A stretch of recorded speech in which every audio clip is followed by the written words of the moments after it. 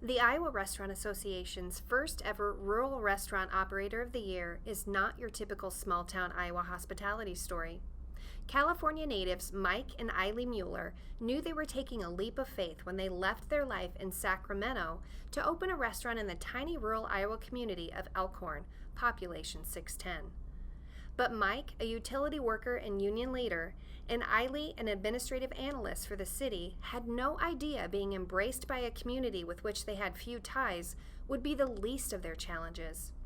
The couple's aptly named restaurant, Grace on Main, a California-style casual eatery featuring local produce and specialty pizzas and pasta dishes, was slated to open March 18, 2020, the day after the governor closed dine-in restaurant service statewide in response to COVID-19.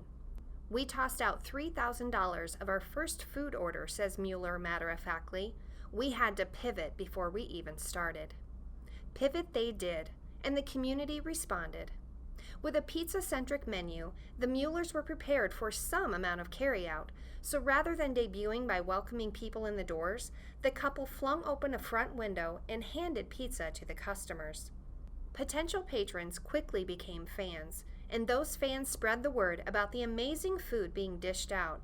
Grace on Main was opened in faith, but survived on prayers and community goodwill. Mueller is tearful with gratitude.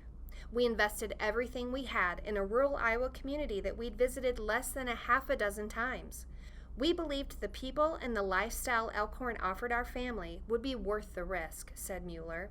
And at the hardest time imaginable, Elk Horn proved us right.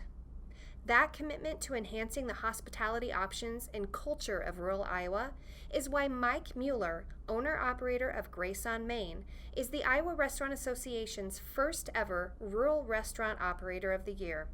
Congratulations, Mike, and welcome. We're glad you've made the great state of Iowa your home.